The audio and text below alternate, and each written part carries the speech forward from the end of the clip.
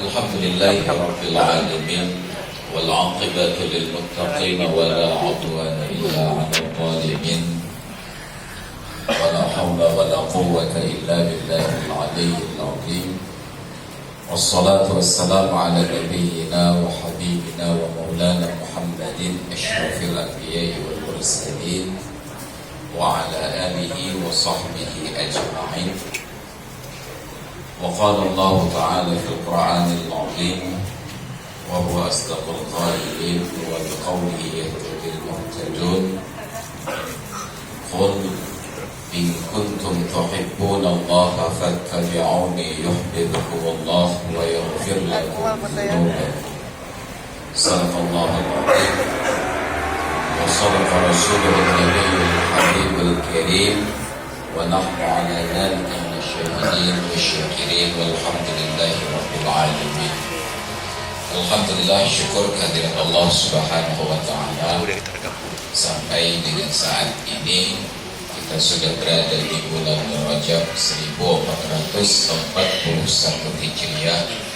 Allah senantiasa berikan kesehatan badan, lapangan waktu, dan juga silaturahmi dengan orang-orang yang baik yang ada di sekitar kita.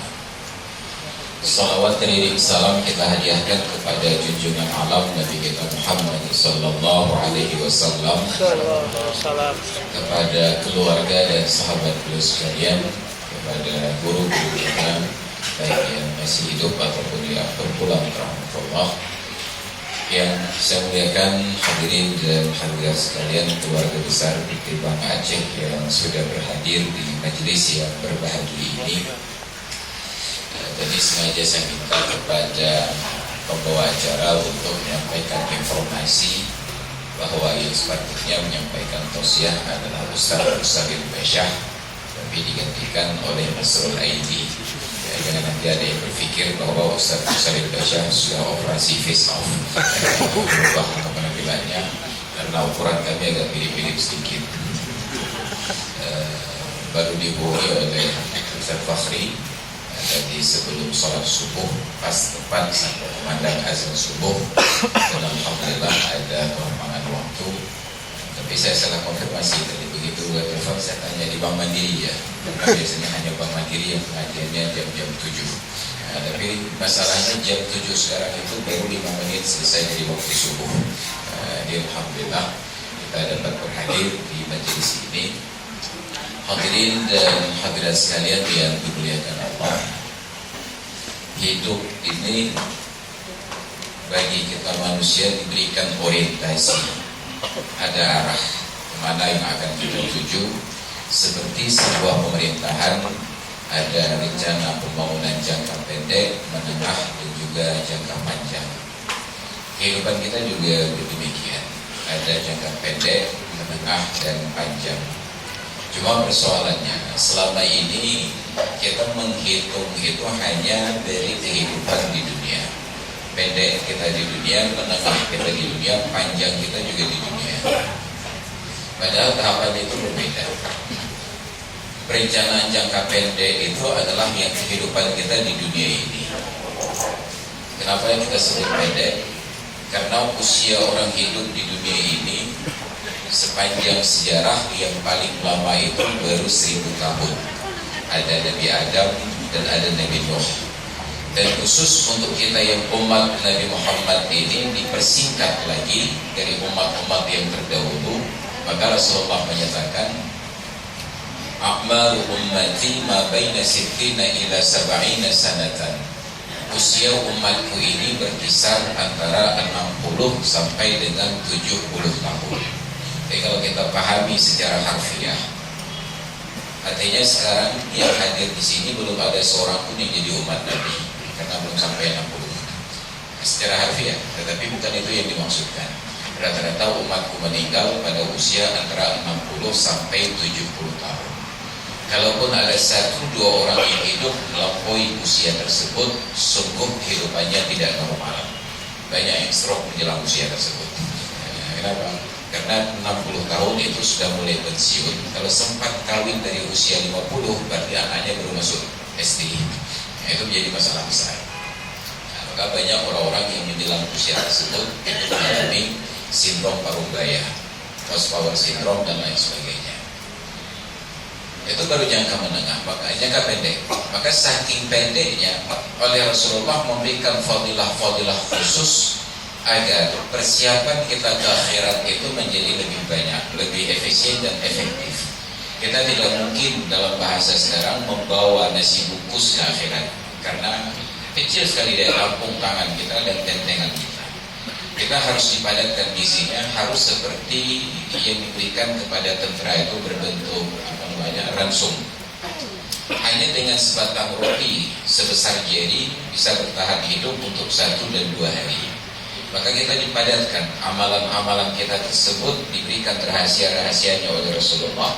Jangan terlalu sibuk larut dalam ibadah-ibadah yang aktivitasnya besar, biayanya besar, tetapi fadilahnya sedikit. Maka ada perbedaan antara kendaraan zaman dulu dengan zaman sekarang. Waktu dulu orang tua saya beli mobil Toyota Corolla tahun 83 DX. Beliau bawa pulang ke Aceh Selatan. Sekecamatan itu orang heboh karena promosinya waktu itu sanggup beli mobil. Dapat 3. Tapi saat dibawa ke bengkel, orang bengkel terheran-heran. Ada mobil yang lahir kemudian lebih muda, mesinnya kalah ukuran dibandingkan Toyota Corolla 2000. Padahal saya tulis Corona itu 2000 cc, mesinnya tentu lebih besar. Tapi yang orang tahu ini mobil edisi baru, tapi kenapa mesin lebih kecil? Kemudian kita sadar ternyata makin lama makin kecil sampai sekarang. Yang mini Cooper itu namanya juga mini Cooper mini. Nah, tapi ternyata harganya lebih mahal dari mobil yang kita miliki. Pajaknya saja cukup untuk beli mobil itu. Ada perubahan waktu, efisiensi dan efektivitas atas perkara ini. Maka oleh Rasulullah katakan, jangan sibuk melakukan amalan yang besar dengan fadilah dan pahala yang kecil, tetapi bersibuklah dengan amalan-amalan yang kecil, tapi fadilahnya besar. Apa fadilah yang besar? Yaitu ketika kehidupan kita ini memberikan dampak manfaat yang berkelanjutan untuk orang-orang yang di sekitar kita. Maka diberikan rahasia itu oleh Rasulullah ketika beliau menyatakan, idza mata ibnu Adam inqata'a amaluhu illa min thalathin. Apabila seorang anak keturunan Adam meninggal dunia, terputuslah amalannya kecuali dari 3 perkara yang tetap berkelanjutan, yaitu mulai dari sedekah jariyah, ilmu yang bermanfaat, dan anak yang soleh. Intinya 3-tiganya ini kembali kepada satu hal saja, manfaat. Maka kata Nabi, khairukum anfa'ukum linnas. Orang yang paling baik di antara kalian adalah yang kehadirannya itu banyak memberikan manfaat kepada orang-orang di sekitarnya. Jadi tidak perlu penelitian lebih lanjut, tidak perlu experience yang panjang, tetapi cobalah nanti setelah kita bubar singgah di warung kopi, duduk dengan kawan-kawan, perhatikanlah yang paling bermanfaat dan berharga di antara kita itu akan menjadi orang yang paling disanjung dan diharapkan. Caranya tidak perlu rumit sekali, cukup bayar tagihan semua orang dan Anda akan diharapkan kehadirannya.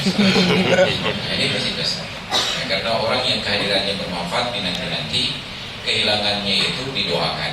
Tapi orang yang kehadirannya tidak bermanfaat tidak akan dinanti dan meninggalnya itu tidak akan dipertanyakan. Nah, maka setidak-tidaknya adalah orang-orang yang mempertanyakan ketidakhadiran kita. Paling kurang istri kita mempertanyakan. Nah, kalau nanti yang laki-laki meninggal dunia atau yang ibu-ibu meninggal dipertanyakan oleh suaminya. Ternyata dari sekarang saya sudah dipersiapkan cadangannya. Ini masalah begini. Ada yang salah dalam kehidupan ini, artinya ada manfaat yang kurang. Yang kedua, ada RPJ, rencana pembangunan jangka menengah. Itu bukan di dunia, itu sudah di alam yang kedua, namanya alam barzakh. Barzakh ini adalah alam kubur, dan itu bukanlah di dalam kubur. Kalaulah barzakh adalah dalam kubur, kita bisa renovasi kubur sekarang. Kita pesan kubur di tempat-tempat elit, ada San Diego Hill itu di samping Ceke. Tapi sama-sama dataran tinggi ya, Kerawang, San Diego Hill.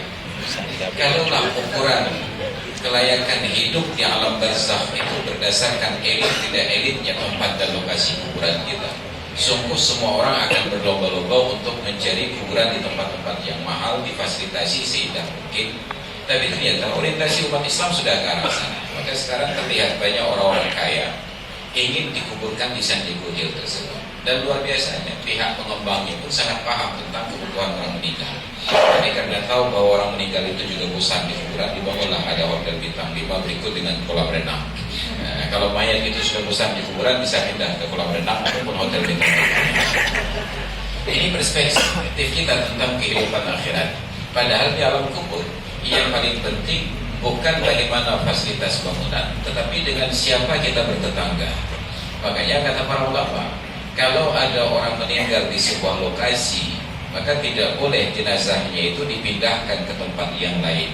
Bukan haram, hanya makruh saja dipindahkan ke tempat yang lain, kecuali tempat lain yang dituju tersebut adalah jihadun musyarrafah, kata mereka, arah yang lebih mulia. Misalnya meninggal di Aceh mau dikuburkan di Mekah, di Madinah. Tapi sekarang Mekah tutup pintu. Jangankan orang meninggal, orang hidup saja nggak diizinkan masuk. Kenapa? Karena visa umrah dibatalkan. Mereka takut dengan corona 2000 tadi. Ini terjadi. Bila jihadin musyarrafah. Tapi celakanya kita malah berpikir kalau ada kerabat kita sedang haji dan umrah meninggal di sana, kita mau dikembalikan ke Aceh. Ini persoalannya. Banyak perspektif orang yang hidup ini ternyata bertentangan dengan orang yang sudah meninggal. Jangankan Mekah dengan Aceh, bahkan konon banyak orang-orang Aceh mempertanyakan kenapa tidak kuburan Cut Nyak-Din itu dibawa pulang ke Aceh. Jangan tinggal di Pulau Jawa, jangan tinggal di daerah apa namanya itu, Sumedang. Jangan Sumedang. Pertanyaannya, kalau kita pertanyakan kasus itu kepada Cut Nyak-Din itu sendiri, beliau pilih tinggal di Sumedang atau pulang ke Aceh? Saya yakin beliau pilih tinggal di Sumedang.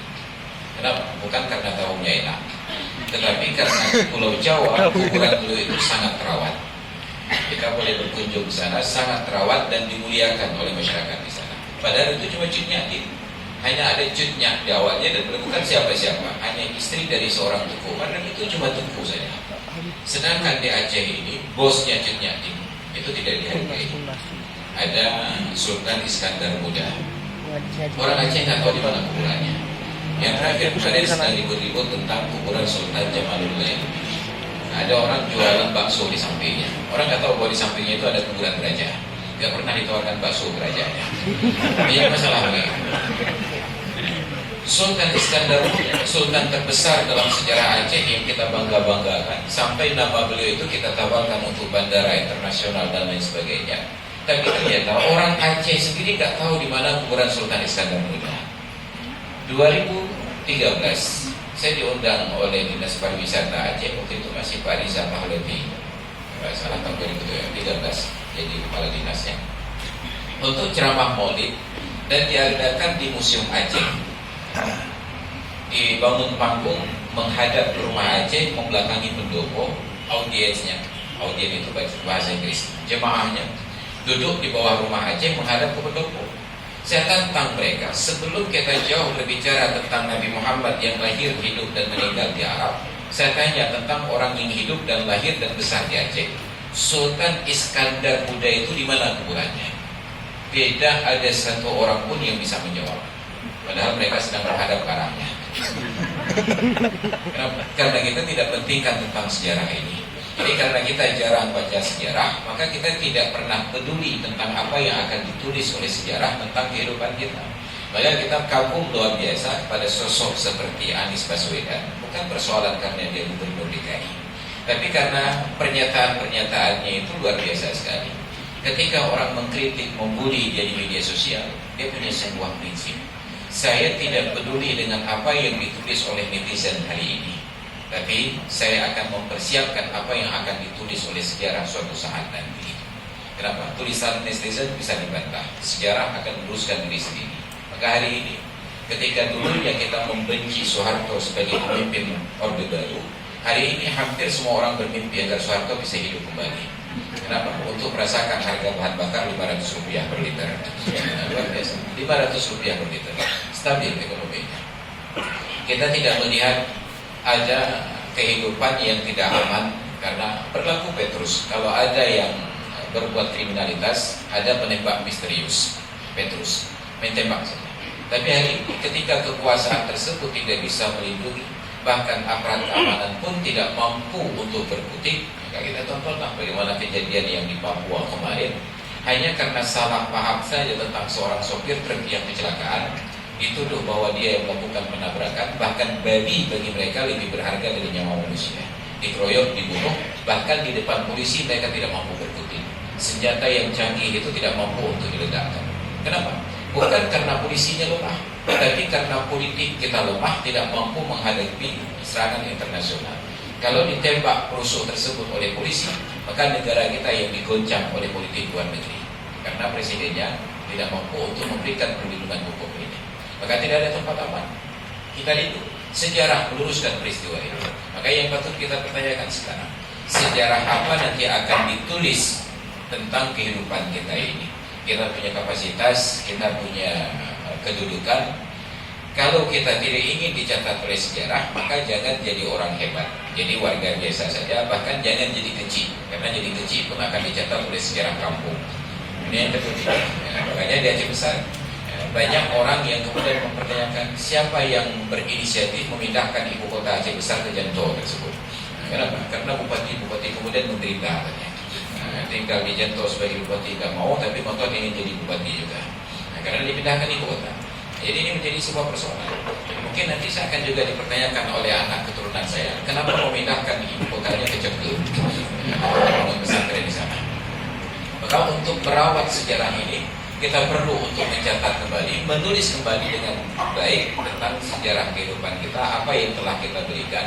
Orang salah persepsi tentang kita akan diluruskan oleh